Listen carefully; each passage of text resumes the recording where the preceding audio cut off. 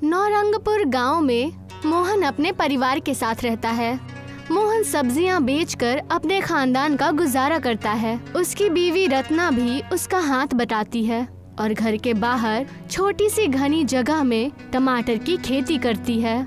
मोनी और करण भी इस काम में अपनी अम्मी की मदद करते हैं। लीजिए अब्बूजान, हम टमाटर तोड़ लाए हैं। आज इतने ही टमाटर निकले हैं क्या? हाँ पापा, बाकी टमाटर बेहद कच्चे थे, इसलिए हमने वो नहीं तोड़े। ये अच्छा किया। इस बार हमारा काम सही चल रहा है, इसलिए हमें मोनी का निकाह कर देना चाहिए। हाँ, मैं भी यही सोच रहा था। मैंने बड़े भैया से बात की है, हम जल्दी मोनी की शादी कर देंगे। हाँ, ये ठीक रहेगा। मोहन ने भी सब्जियों का ठेला सजाया और सब्जियां बेचने निकल गया। शाम को मोहन बेहद खुशी खुशी घर आया। तभी रत्ना ने पूछा, क्या हुआ, आज बेहद खुश नजर आ रहे हैं? अरे हाँ, बेहद खुशी की बात है। बताइए ना, क्या हुआ? 10 रुपए किलो बिकने वाला टमाटर आज 100 रुपए किलो बिका है। क्या सच में? हाँ, आज मैंने सारे टमाटर 10 गुना दाम में बेचे हैं। अब हम जल्द ही अमीर हो जाएंगे। ये तो बेहद खुशी की बात है। हाँ, अब हमारा सारा काम ठीक चलेगा और हम मोनी की शादी भी अच्छे से कर देंगे। वो और उसका सारा खानदान बेहद खुश था, लेकिन ये खुशी 2-3 दिन की ही थी। एक शाम गांव का जमींदार धनराज आया और बोला, अरे मोहन, अरे कहाँ हो? बाहर आओ जरा। जी आया। सरपंच साहब, सुना है आजकल बेहद अमीर हो गए हो। क्या सरपंच साहब, आप भी कैसी बातें कर रहे हैं? टमाटर से कोई कैसे अमीर हो सकता है? क्यों भाई, तुम्हारे पास इतने सारे टमाटर हैं, फिर भी तुम खुद को अमीर नहीं मान रहे हो? यह महंगाई तो कुछ ही दिन की है और टमाटर के पेड़ भी ज्यादा नहीं है।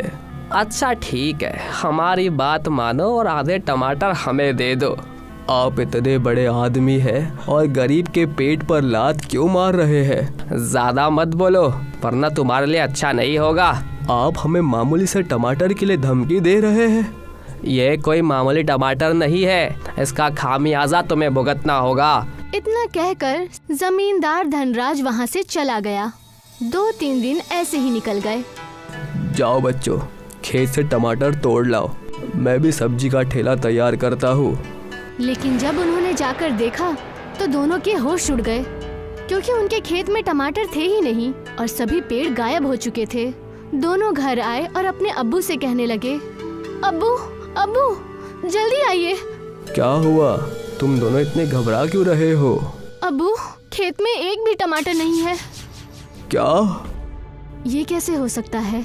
उन लोगों ने जब वहाँ जाकर देखा तो पूरा खेत उजड़ा हुआ था। ये सब किया कराया उस जमींदार का ही है।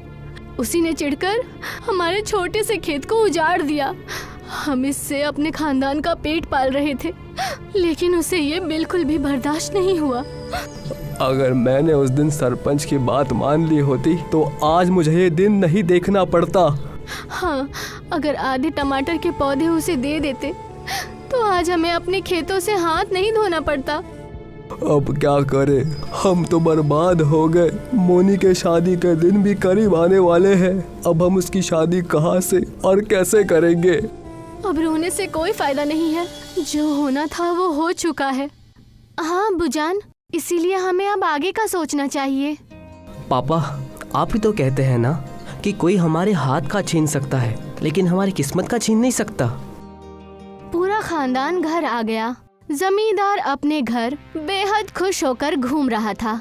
तभी उसकी बीवी ने आकर पूछा, क्या हुआ जी, आज सुबह सुबह पक्षियों की जगह तुम चहक रहे हो? आज बात ही कुछ ऐसी है। तुम पहेलियां मत बुझाओ, चुपचाप बताओ कि आखिर ऐसी क्या बात है। एक बार स्टोर रूम में जाकर देखो। जमींदार की पत्नी स्टोर रूम में गई। वो भी उसके पीछे पीछे जाने लगा। पूरा स्टोर रूम लाल लाल टमाटरों से भरा हुआ था। उसकी बीवी ये सब देखकर चौंक गई। हाँ, हमारे पास इतने सारे टमाटर कहाँ से आए? हम लोग तो बहुत अमीर हो गए। ये सब मेरे दिमाग का खेल है। फिर भी बताइए ना कि आप इतने सारे टमाटर कहाँ से लाए? अब ये बताने की कोई ज़रूरत नहीं है। तुम्हें जितने टमाटर चाहिए तुम रख लो, मैं बाकी टमाटर को मंडी में बिकवा देता हूँ। ठीक है, 4 पैसे घर में आ जाएंगे। जबकि मोहन का खानदान दुखी था। उसकी बीवी उसे समझा रही थी, अरे जो हुआ उसे भूल जाइए ना, आखिर इतना क्यों परेशान हो रहे हैं? नहीं भूल पा रहा हूँ, मैं अपनी बेटी की शादी को नहीं भुला पा रहा हूँ। अब्बू जान, हम बाजार से टमाटर के पौधे खरीद कर हम फिर से खेती कर सकते हैं। तब तक आप सब्जियां बेचते रहिएगा, हम दोबारा से टमाटर की खेती कर लेंगे। हाँ, यही तरीका सही है, हमें फिर से खेती करनी होगी। मुझे लगता है हमें इसमें देरी नहीं करनी चाहिए। सभी ने मिलकर पौधे लगा दिए। मोहन वापस से सब्जियां बेचने निकल पड़ा। वो शहर में सब्जियां बेचने लगा और टमाटर के उगने का इंतजार करने लगा। अब पौधों पर टमाटर लग आए हैं। हाँ, लेकिन अभी कुछ दिनों तक सब्जियां बेचना बंद करना पड़ेगा, क्योंकि मोनी का निकाह है तो सारा काम देखना है। हाँ, मैं एक दिन में सारे टमाटर बेच आऊंगा, फिर धूमधाम से शादी करेंगे और कुछ टमाटर घर के लिए भी बचा लेंगे। लेकिन किस्मत में क्या लिखा था ये कौन जानता था। रात को बेहद तेज आंधी और तूफान आया, जिसमें टमाटर की खेती को काफी नुकसान पहुंचाया, जिसने सारे फसल को बर्बाद कर दिया और पके हुए टमाटर भी खराब हो गए। जब सुबह को रत्ना ने उठकर देखा तो मोहन को आवाज लगाई, अजी सुनते हैं, जल्दी आइए। अब क्या हुआ? सुबह सुबह क्यों चिल्ला रही हो? देखिए, हमारी सारी फसल बर्बाद हो गई, हम बर्बाद हो गए।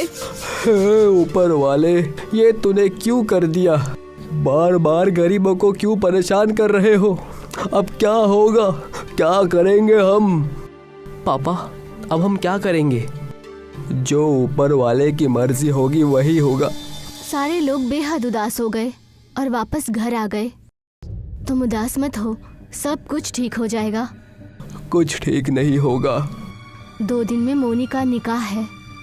कुछ टमाटर से उम्मीद थी, लेकिन अब हमारे पास पैसे कम पड़ जाएंगे। हाँ, मुझे यही फिक्र है कि अब क्या होगा।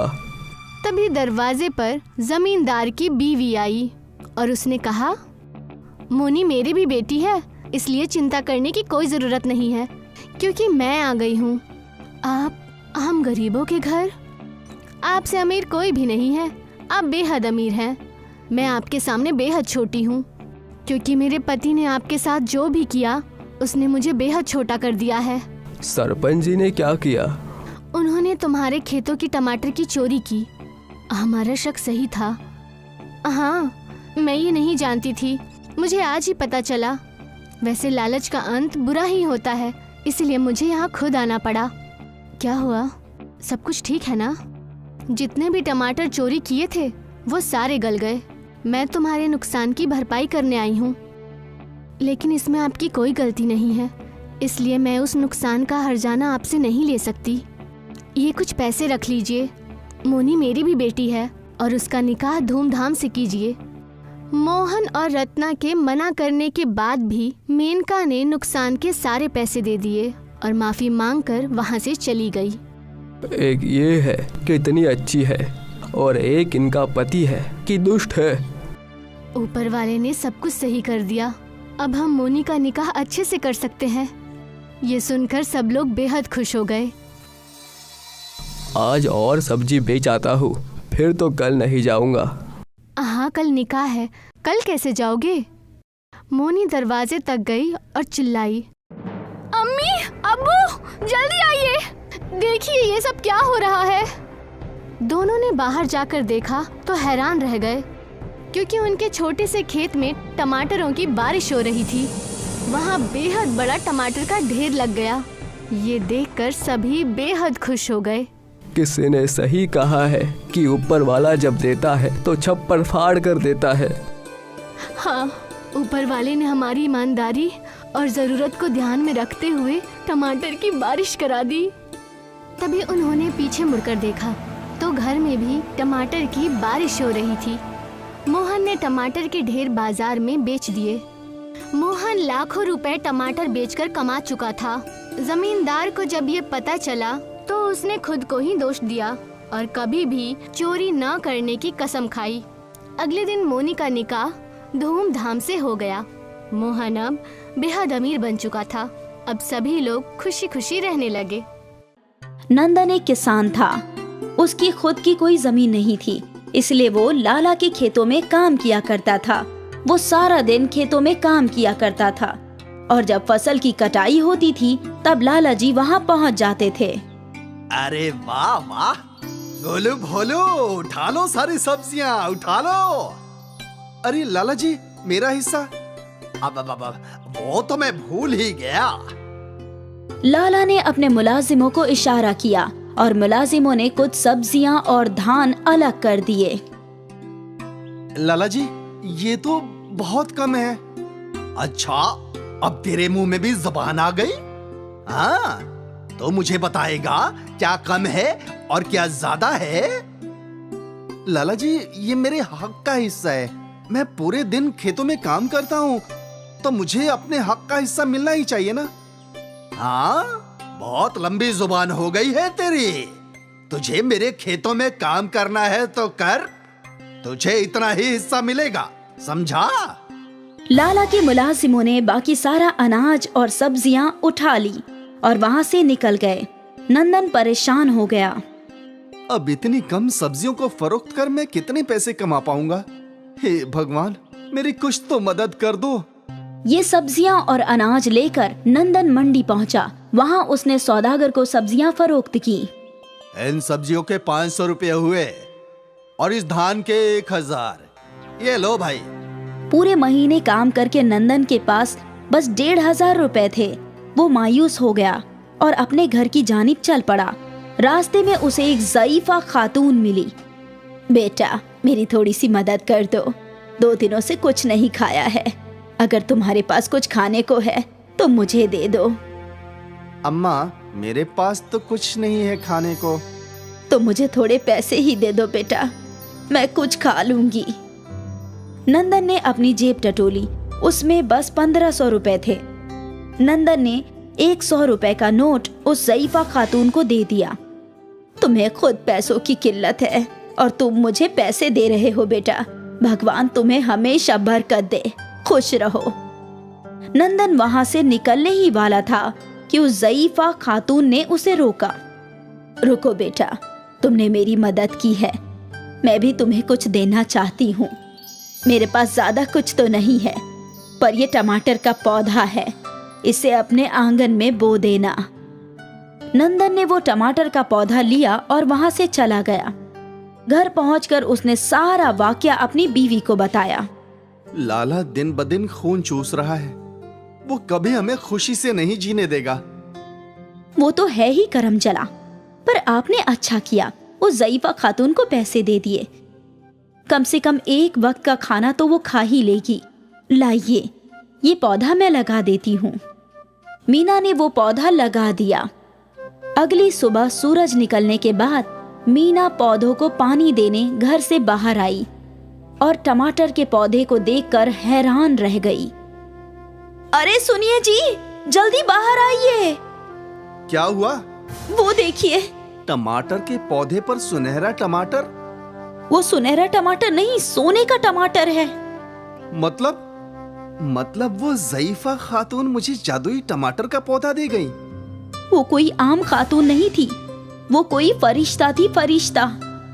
मीना के ऐसे बोलते ही उस पौधे में से एक धुआं निकला और वो ज़ईफा खातून नजर आने लगी। भगवान हर किसी के पास खुद नहीं आ सकते, इसलिए लोगों की नेक दिली आजमाने के लिए उन्होंने हमें भेजा है। नंदन, तुम नेक इंसान हो, इसलिए ये सोने के टमाटर का पौधा मैंने तुम्हें दिया। इस पौधे में रोज एक सोने का टमाटर उगेगा, लेकिन होशियार रहना, जिस किसी ने भी इस पौधे को उखाड़ने की कोशिश की वो मारा जाएगा। तुम्हारा कल्याण हो। वो धुआं आसमान की जानिब उड़ गया और नंदन और मीना के तो किस्मत ही खुल गए। उस सोने के टमाटर को फरोख्त कर नंदन ने अपना खुद का खेत खरीद लिया और नंदन का छोटा सा घर अब 2 मंजिला इमारत बन गई। नंदन और मीना अब बहुत ही खुशहाल थे। सोने के टमाटरों की बात गांव में आग की मानिंद फैल गई और लाला को भी ये बात पता चली। सोने के टमाटर? उन सोने के टमाटर के पौधों की वजह से नंदन रातों रात अमीर बन जाएगा। वो पौधा मुझे चाहिए, किसी भी हाल में मुझे चाहिए। चलो, सबके सब चलो। लाला तमतमाता हुआ नंदन के घर पहुंचा। नंदन, ओए नंदन, निकल बाहर। कौन है? कौन है जो भूखे कुत्ते की मानिंद शोर मचा रहा है? तेरी इतनी जुर्रत तो मुझे भूखा कुत्ता बोलेगा? गलती हो गई लाला जी, आपको तो सुअर बोलना चाहिए था ना।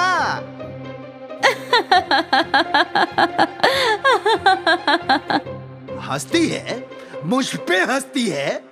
2 पैसे क्या आ गए? तुम दोनों मेरा मजाक उड़ाओगे? गोलू भोलू, नंदन की बीवी को पकड़ लो।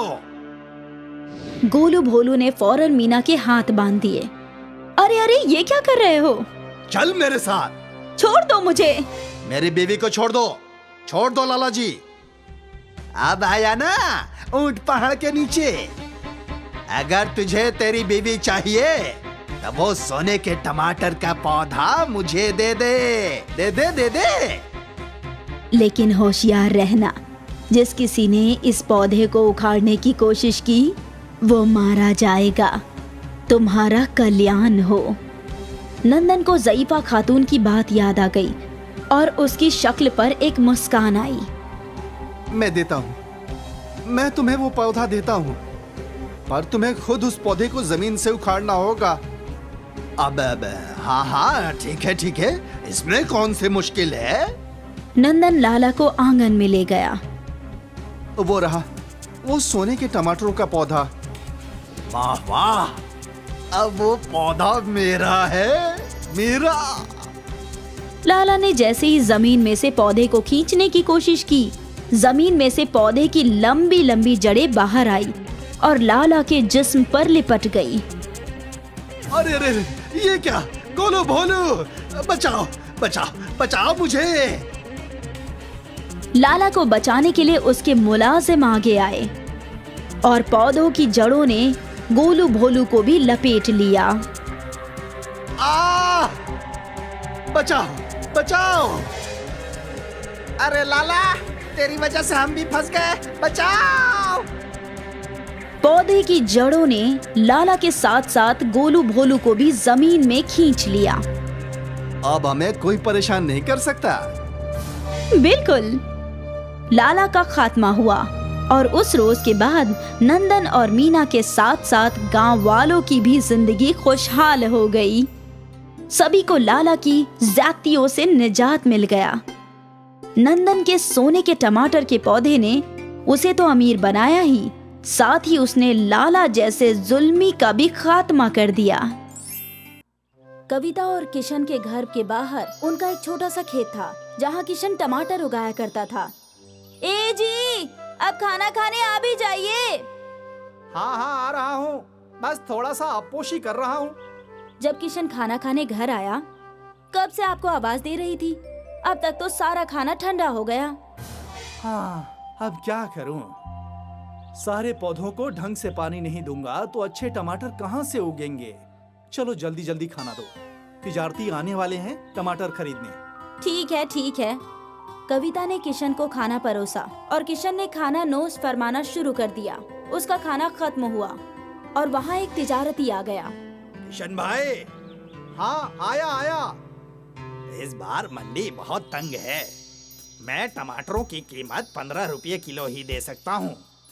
ये तो बहुत कम है भाई। अब भाई यही दाम है, सोच लो।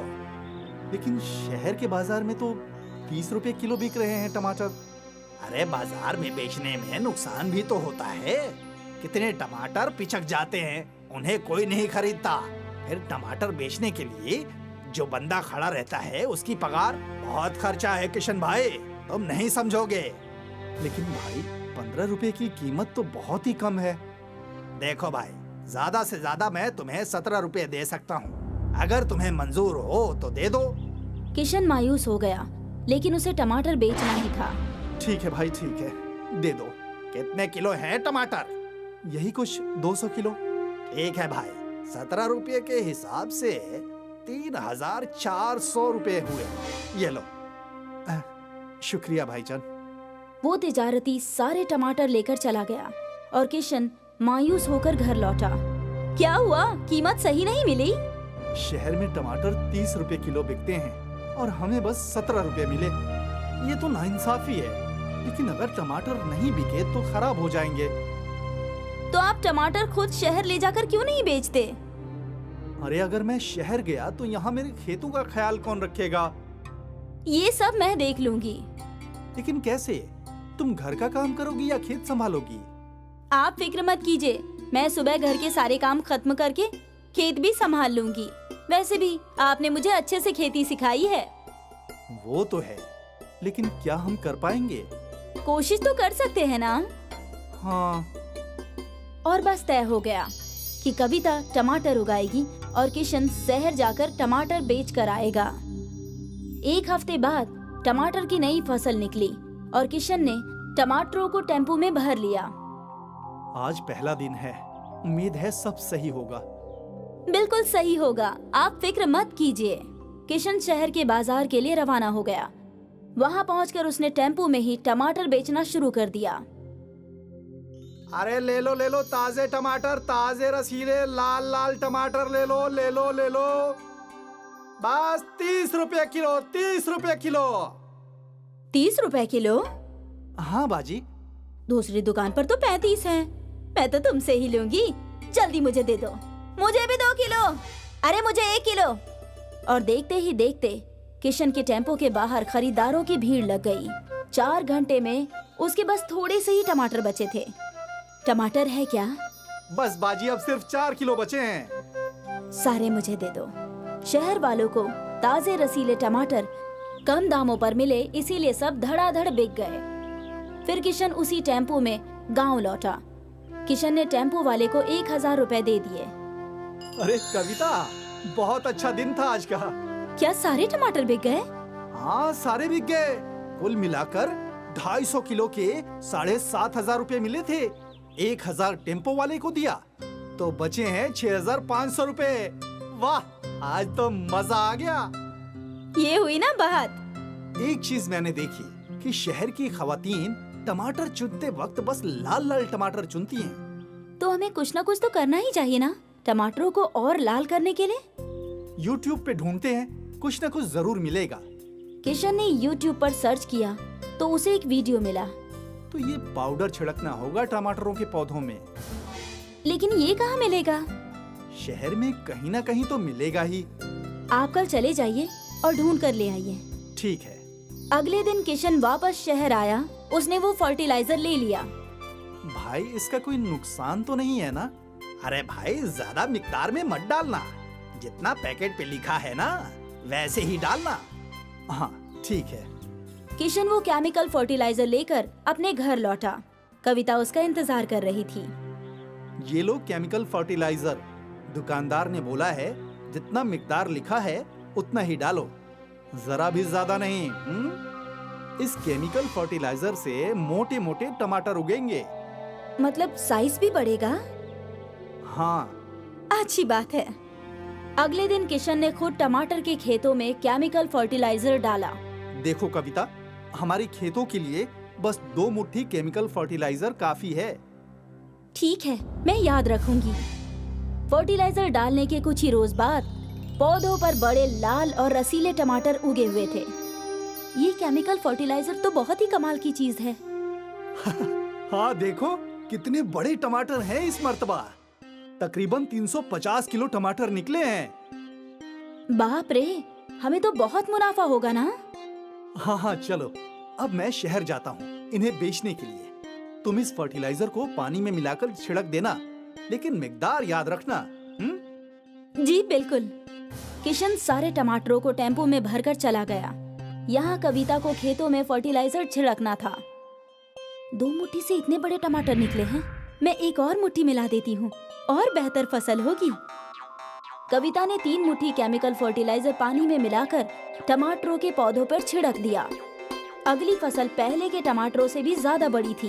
वाह वाह, ये नायाब चीज है। फिर क्या था? कविता हमेशा जरूरत से ज्यादा केमिकल फर्टिलाइजर पानी में मिलाकर पौधों पर छिड़का करती थी। हमें कुछ वक्त के लिए फर्टिलाइजर नहीं डालना चाहिए। लेकिन क्यों? क्योंकि ज्यादा केमिकल फर्टिलाइजर से भी पौधों और मिट्टी को नुकसान होता है। इससे भला क्या नुकसान होगा? ये तो बहुत अच्छी चीज लगती है। कविता, जरूरत से ज्यादा कोई भी चीज नुकसानदेह होती है। तुम अगली 2 फसलों में केमिकल फर्टिलाइजर मत डालना। ठीक है, जैसा आप बोले। कविता ने किशन को बोल तो दिया था, लेकिन उसके मन में था कि वो और केमिकल फर्टिलाइजर का इस्तेमाल करे, और इसीलिए किशन के मना करने के बावजूद भी कविता ने पौधों पर केमिकल फर्टिलाइजर छिड़का। अगली फसल में भी हमेशा की तरह बड़े बड़े टमाटर थे, जो देखकर किशन दंग रह गया। ये टमाटर इतने बड़े कैसे? कहीं तुमने केमिकल फर्टिलाइजर छिड़क तो नहीं दिया? नहीं, मैंने तो नहीं छिड़का। हो सकता है पहले के ही केमिकल का असर हो। हाँ, मुमकिन है। कविता किशन को झूठ बोल बोल कर टमाटर के पौधों में केमिकल फर्टिलाइजर छिड़कती रही। कविता के जहन में ज्यादा मुनाफे का लालच था।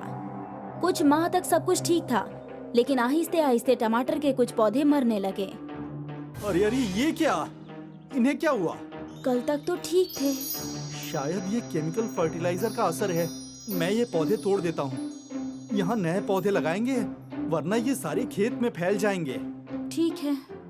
किशन ने मरे हुए पौधों को उखाड़कर वहाँ नए पौधे लगा दिए, लेकिन अगले रोज वो पौधे भी मर चुके थे। हे राम, ये क्या हुआ? ये ऐसे क्यों मुरझा रहे हैं? मालूम नहीं, मैं जरा साइंसदान को बुलाकर लाता हूँ। किशन पास के जरई सनत से जरई साइंसदान को अपने खेत ले आया। देखिए, ये पौधे कल ही लगाए थे और आज इनका ये हश्र है। मुझे मिट्टी की जांच करनी होगी। साइंसदान ने मिट्टी के सैंपल लिए।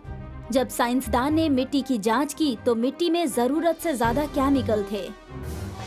आपकी मिट्टी खराब हो चुकी है। जरूरत से ज्यादा केमिकल फर्टिलाइजर के इस्तेमाल की वजह से पूरी मिट्टी में बस केमिकल्स हैं। अब यहाँ पौधे उगना मुश्किल है, और जो पौधे अभी भी बचे हैं उस पर जरा भी फर्टिलाइजर इस्तेमाल मत कीजिएगा। ये बात सुनकर किशन और कविता दोनों हैरत में पड़ गए। ये सब मेरी वजह से हुआ है। आपने मना किया था, फिर भी मैं केमिकल डालती ही रही। कविता ने थोड़े से लालच की वजह से आज अपने उपजाऊ खेत को बंजर बना दिया। अगर वो लोग बिना केमिकल के खेती करते तो शायद कम कमाते, लेकिन उनके खेत उपजाऊ होते और उनकी जिंदगी खुशहाल।